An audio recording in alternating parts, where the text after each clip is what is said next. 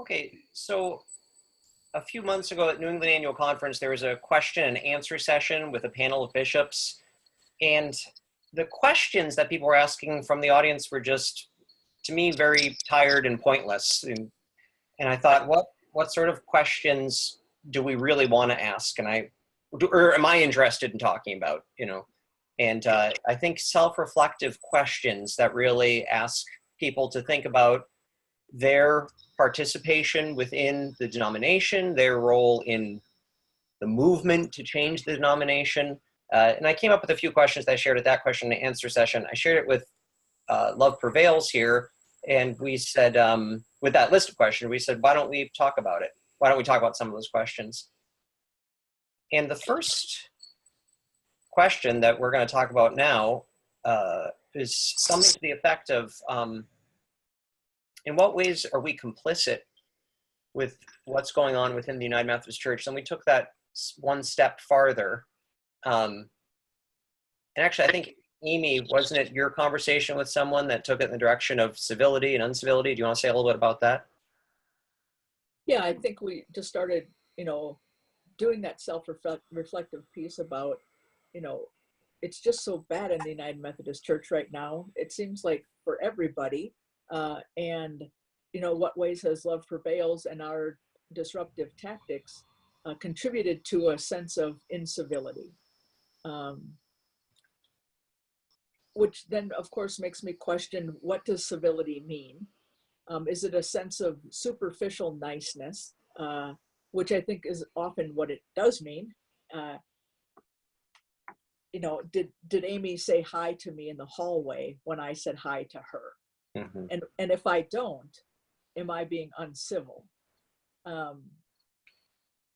Which then leads me to the question of, how do you get beyond the sort of the superficial stuff of the church to really reckon with the way the denomination oppresses and discriminates against queer people?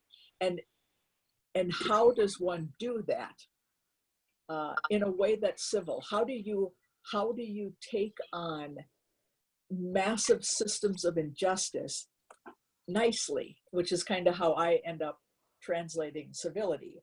And when you're confronting massive systems of injustice, should we be civil? Right. Is that a place where civility is called for?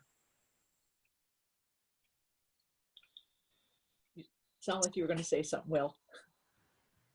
Well, I was just wondering, as you were saying, do we, who wants to be civil? Is it good to be civil? We contributed to this idea of of being uncivil, of incivility.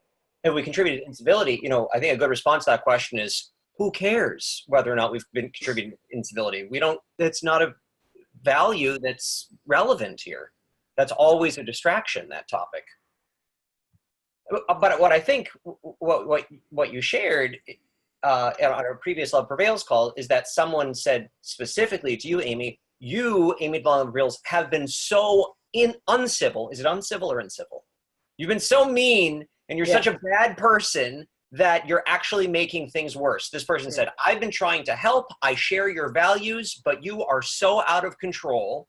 And by you, I mean, the 7 or 8 of us on this call, you have been so destructive that we can't even, that you hurt the cause. You've made things much worse by your tactics, by your approach. Right. Yeah, that's exactly what the person said. And I said, give me some examples. And it's like, you're just so disrespectful of bishops. Right. And I think, I don't know what that means. I do not respect bishops. That's true. For me, it feels like the question isn't sort of the sin of incivility, but instead the sin of charitable discourse. That we just are always so damn nice to each other, that contributes to this environment of complete oppression. And so then how do you crack that open in a way? How do you crack that open? Yeah.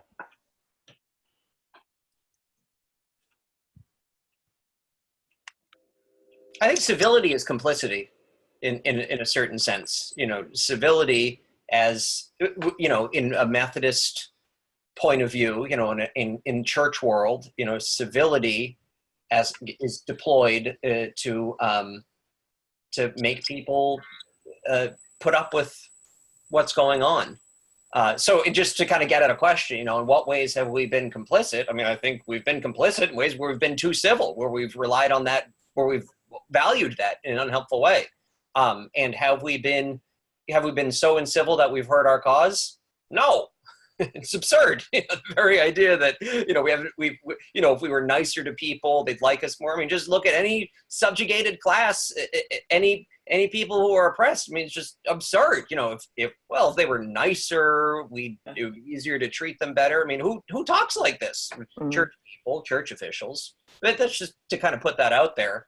And you all know how, I'm wicked nice. Without doubt, the nicest person on this call. It's not that it's not about manners or, being able to be, presentable in certain social settings. I'm not, I get that. But as far as in this struggle, my first reaction is it's absurd. Yeah. And also that's what they always say. Yeah, and they said that, I don't know, Julie, if you're willing to talk about reversal stuff a bit, Native Americans were, called uncivilized and savages, and the people who were being savaged were Native Americans, and it's one of the reversals that the system does so well. Julie, I'll stop there if you want to say a word about reversals. Yeah, I mean, in terms of the analysis of power, right, which is what most people don't want to do, and I think we're trying in this conversation to analyze our own power and the way we've used power. But an analysis of power, whoever is confronting the system, I mean, in the simplest of terms, who is doing the violence in the system is always reversed.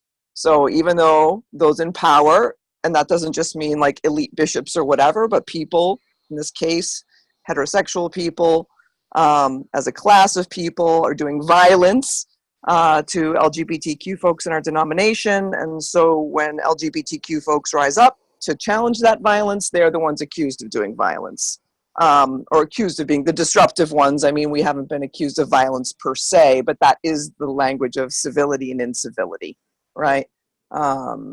In fact, paralleling your example with Native American folks, they were uncivilized, right? So, so that's what that reversal is about. And I'm sitting here having so many thoughts because I think what my own reaction as when I thought about this question over the last 3 weeks since our last call is, I'm really trying to take ownership of what we might have done to contribute to the situation, right? How we are complicit in the situation of I don't even know, of ridiculousness, of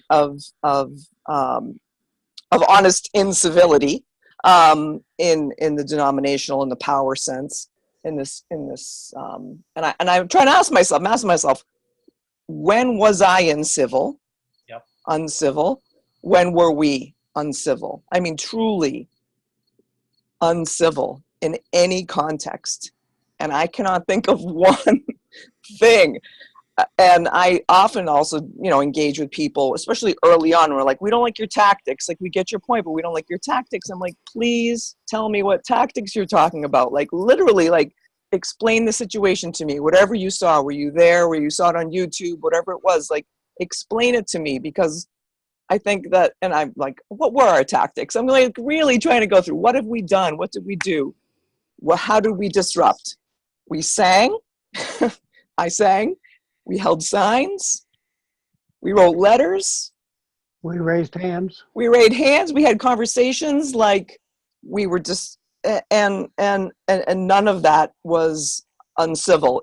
I'm like literally suggesting, if there's one person who might ever hear this and you want to have a conversation with me or any one of us, I want to say, about that behavior, like something you can name and say, I really need to talk how this is how you were violent to me, uncivil to me, you know, as a group, whatever it was, like, I guess I need to ask for that information, because I'm honestly trying to review the last, however many years it's been. Yeah. It hasn't even been that long, 6, that we've been out there doing that work, and I'm looking for that information, which isn't to say then that we don't have complicity in other ways, you know what I'm saying, or that there weren't mistakes that we've made, or kinds of ways that we've operated, and that I think, you know, could have contributed to something that, you know, that is. But I remember the first time that we significantly disrupted the meeting, the connectional table meeting, where I sang and the meeting stopped, and with the help of primarily though Cynthia Kent, who, as a member of the connectional table, in solidarity with us, stopped the meeting in the midst of our disruption, who then, when that disruption sort of played itself out, we heard time and time again, we have been knowing that we needed to have these conversations. The matter of LGBTQ discrimination in the denomination is the subtext of every conversation we have in this denomination. In the connectional table, we have not been having them. We've not been having those conversations. And thank you for disrupting, for creating a disequilibrium in which these conversations could come about, right? That was the very first time, and possibly the most disruptive of all of our disruptions, outside of holding and occupying the floor in Tampa in 2012, which was really even before we existed as an organization. Yeah. So, yeah, I don't, there's so much more I feel like I could say about that. Oh, I was going back to this. So after we did that disruption, I was in the bathroom, and somebody came into, and met me in the bathroom and said, who was sympathetic in a way, not really an ally, but sympathetic to the situation, the suffering, the discrimination, wanted us to have a voice. And she said to me, but if you could only be more peaceful. And I said, what about anything that just happened was not peaceful? Like that word, peaceful. Was there anything that I did that was not peaceful? And she said, oh, I guess I just mean that you should have respected the order more. You should have respected the order more, which is we should have respected the bishops more, which is we should respect the legislative process more, which is, and this, I actually started this thought back when you said we have this level of superficiality in the denomination, and that order prevents us from going any deeper, Right. almost ever. And the only way in which we can deal at this level, beyond the superficiality, from a systemic denominational perspective, is this fighting that we do. And we have not contributed to that fighting. That fighting was there to begin with, right? We've just brought the situation to the surface. I think I've talked too much, so I want others to have that's time great. to say something. Yeah, thanks, Julie. Well, Be a part of the civility issue that delves well within my heart. If we can talk heart language instead of legislative language or power language, that there's simply pain in people's lives that needs to be recognized. And when it comes to what we finally are discussing about a choice between the meanness of what is mislabeled traditionalist plan and the quasi-segregationist of the what's called one church plan that allows for all sorts of mean things to happen. I have to ask the question, is that the best we can do? And if that's not the best we can do to address people's pain, not only currently, but those in generations to come, then where does civility come?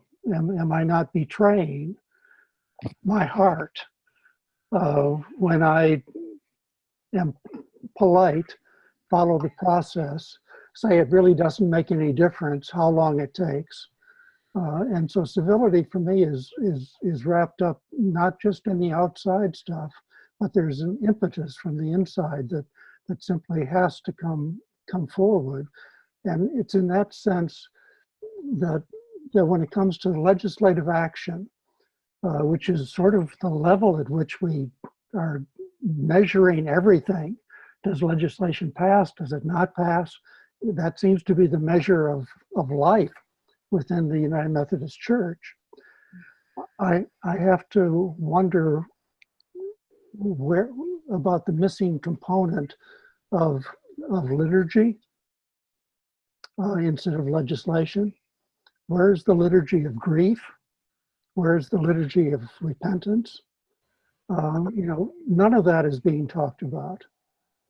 So I will be uncivil when it comes to suffering and death.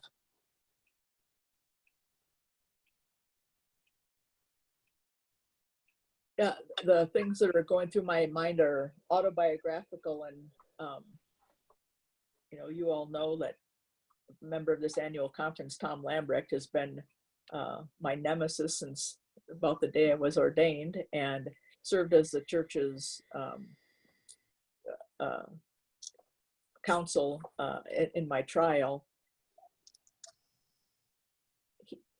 He has tried to end my career more times than I can count.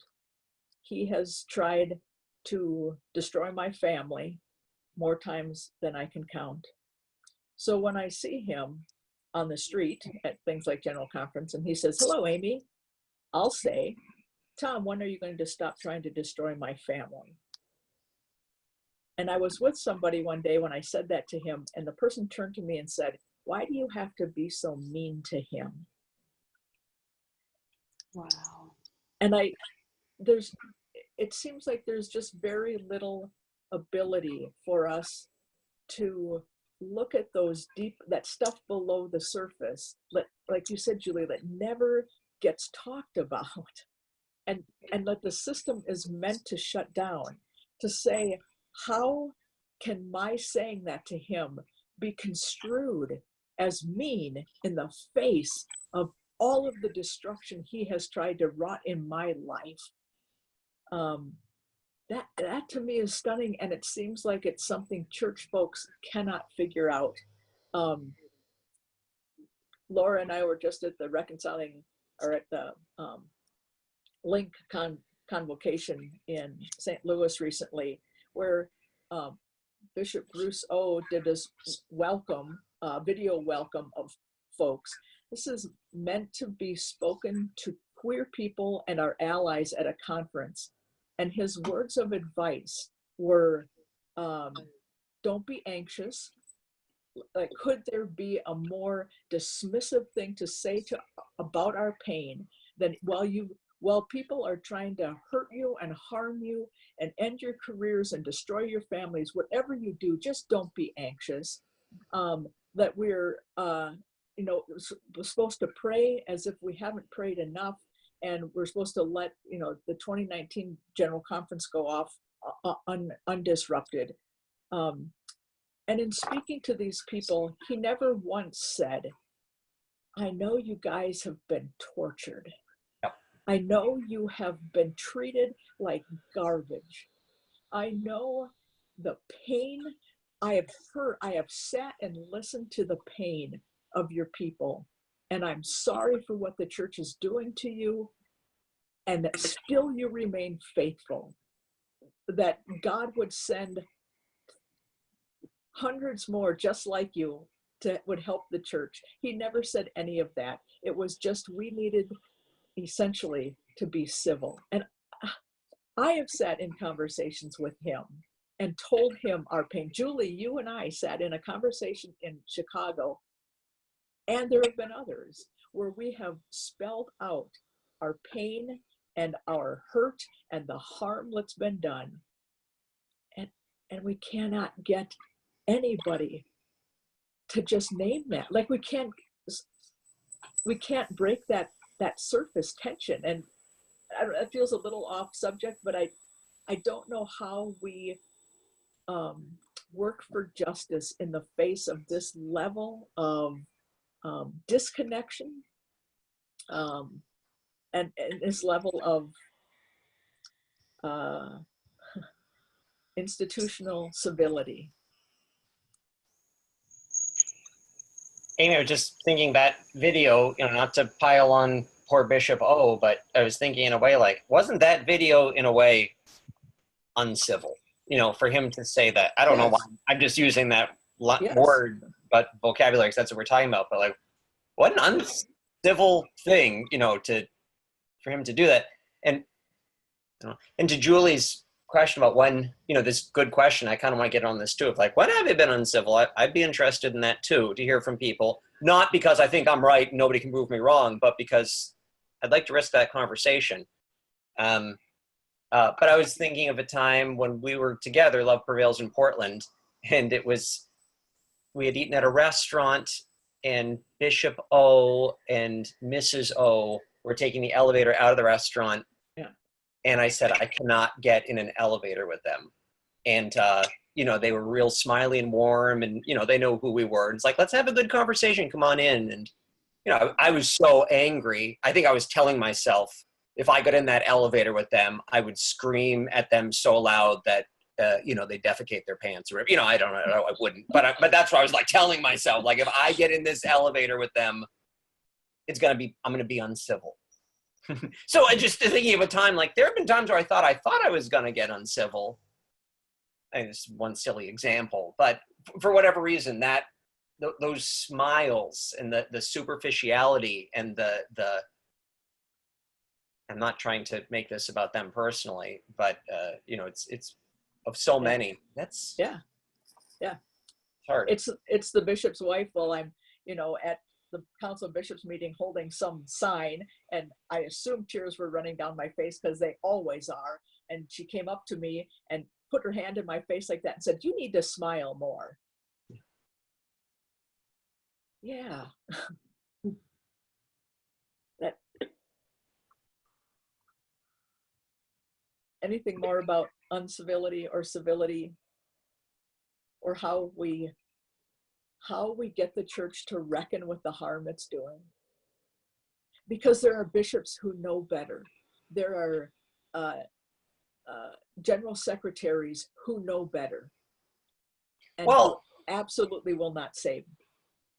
Right, but just to, again, what we hear from them sometimes is we say, those people who know better, what we sometimes hear from them is, we'd be a lot better off if Love Prevails would just cool it and back out of the picture and stop making things so much worse. Yeah. And, it might even be worth us thinking about, what would it be like if we just had never done anything? Or, I don't know, 3 years ago had said, let's put it on ice and, we can and stop, doing what we're doing. Is that a credible point of view?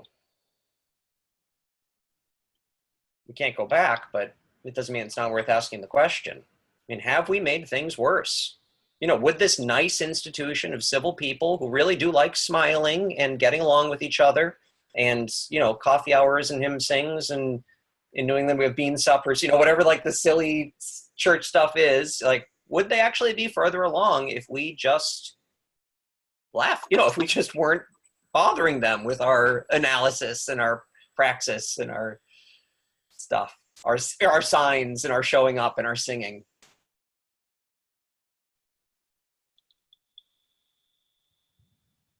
I'm not sure about the church. I would be worse off if I had not participated. So partly it's a way of keeping the witness alive, and so we do what we do. Brenda, you look like you were going to say something. Well, I'm thinking about the what I consider to be the importance of revealing the incivility that has been going on for all this time. And I agree that the actions that we have taken are not uncivil, particularly when compared with what is being revealed about why we're doing it. If there's a scale of what is civil and what is not, in my mind, the discrimination and hatred are so much more uncivil than anything we have done to try to reveal the depth of what that is, which is not something that hadn't already been said. But another way of doing that is to say that the finger that has been pointed since 1972 of you are incompatible with Christian teaching, that incivility, that arrogance of speaking for God against God's grace, is another way of trying to talk about the imbalance when we come to who's civil and who's not. I expect if there was a vote, we would probably lose the vote. The bishops would be voted civil. Those who want the traditionalist plan would be voted civil. Love Prevails would be voted uncivil. And so the civility is really just a marker for power. I keep thinking about the history of Native Americans and how long they struggled to be agreeable and to be civil and to be, work with the intruders, and how many different treaties were signed and how many different accords they came up against, and how all of them were wiped out. And we've seen this in this movement. We've seen the same thing happening over and over. Oh yeah, we'll do this, we'll do this, we'll do this, and nothing happened. Or it gets worse, and it's been getting worse since 1972. How long before, I mean, we're not going to go scalp people. No, I don't think that happens. But how long do we remain this kind, agreeable group that tries to just tell their story and live peaceably? It's not working. and with that kind of discrimination in place, there is no peace. Right. It There is not. Merely the appearance of acceptable behavior, which is different than peace, in my view. And one thing I've been thinking about with regard to the one church plan is just how uncivil it would be. I was actually chatting with my dad earlier this week about it, and after having read it, one of the stipulations is that each church will have to vote on whether they will hold same gender weddings in their walls. And I can only imagine the pain that will cause, the incivility that will happen at those. I would assume that would happen at a charge conference. I mean, that would be the schism of the church right there. And it's setting, that piece to me sets up this incivility that will just go in a way that none of us can even comprehend. Yeah. I think, MaryLou, when you were talking that, or maybe it was you, Will, the you're hurting your cause thing that always gets leveled against us. I mean, the question for me is, what was hurting our cause in 2008 when we were still just being nice? What hurt our cause in 2004? What hurt our cause in 2000 when we were just submitting legislation and trusting the system. What hurt our cause in 1996 when we were opening doors for people and getting spit on?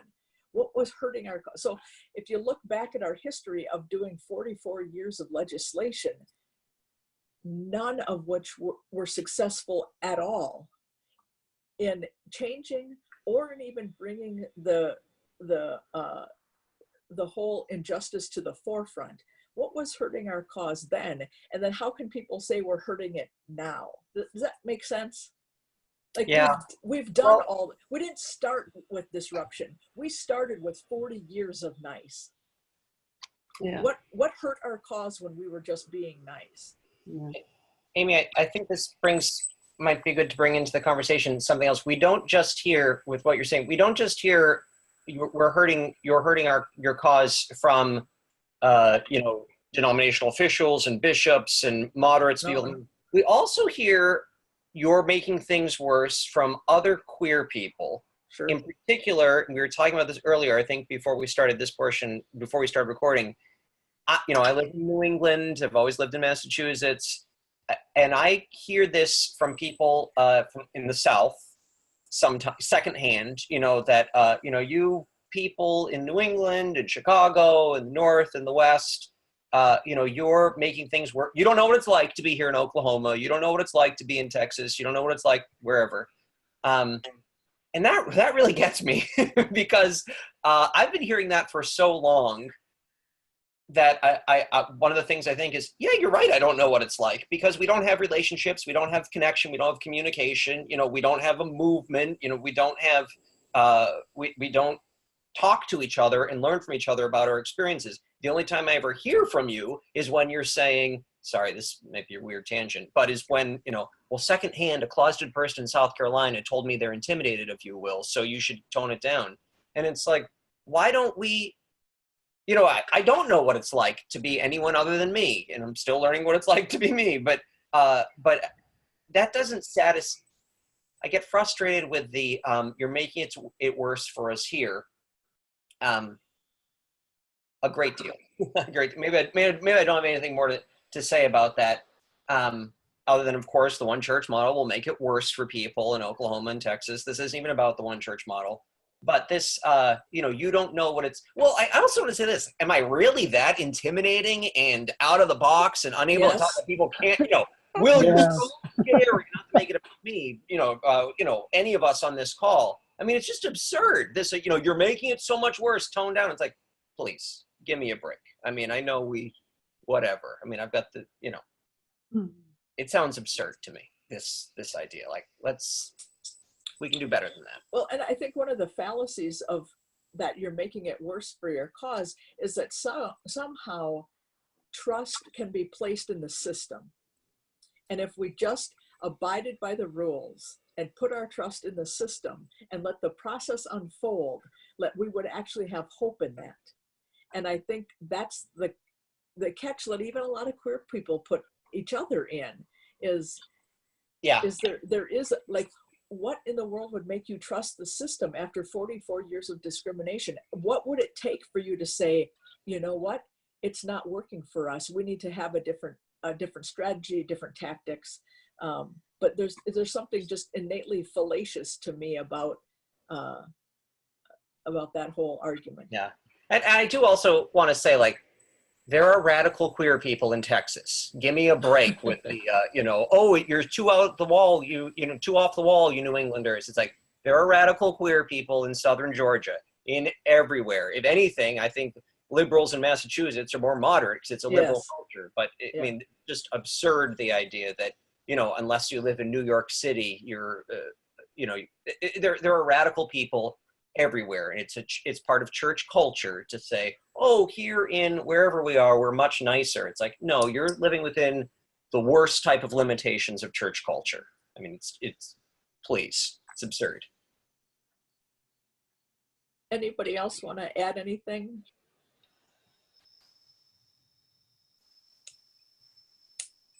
Julie, Todd, a final analysis? I'm kind of stuck on this. Oops, I'm on. You're fine. You're fine. I think this one's better. Yeah. Just the last thing that the worst limitations of church culture. That came out of Will's mouth in his last sentence. I think that that's a lot of what we're dealing with, and I think that this idea of niceness, but I think that it's the what's the analogy about the soft glove or the velvet glove? I mean, the civility is a form of violence. It's a form of repression, suppression, and to the extent that we accept it,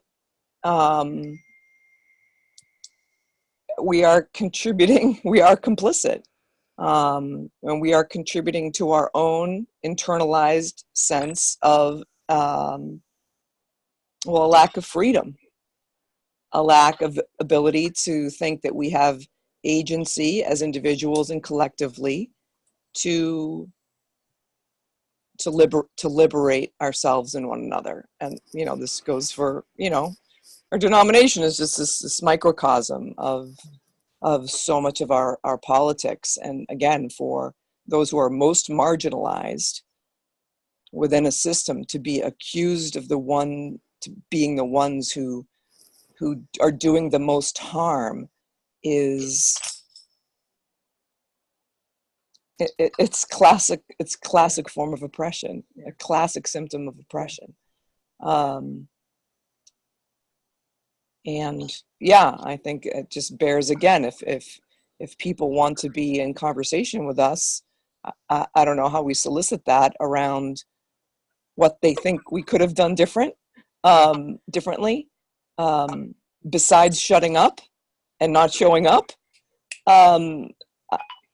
I'm open to that. I think we're open to that. Mm-hmm. And if those conversations come forward, then I think we need to examine ourselves closely for the kind of information that we receive going forward. I also wanted to, on this invitation that bears repeating again about inviting people, feedback, conversation. Also, I think part of the spirit of this conversation is that since I posed these questions to a panel of bishops, and then I shared it with you all, and we all said, hey, let's do this ourselves. We also want to invite people to do reflection on their own also. It's not like just, hey, if you've got a critique of Julie Todd, you get on social media and start putting it out there, but also like, how do we do this together? So just to say to people also, like, if you don't want to talk to any of us and don't have an analysis to bring in this, like, what are you doing? It's sort of a challenge, a little self-reflection challenge. That's much bigger than this one conversation, inviting people into this sort of space and trying to create this space together. And those actual questions that you asked to the panel of bishops in New England are on our website and our Facebook page, I think. So if people are actually interested in knowing the kinds of questions that we're asking ourselves, they're there. Thanks for some good conversation.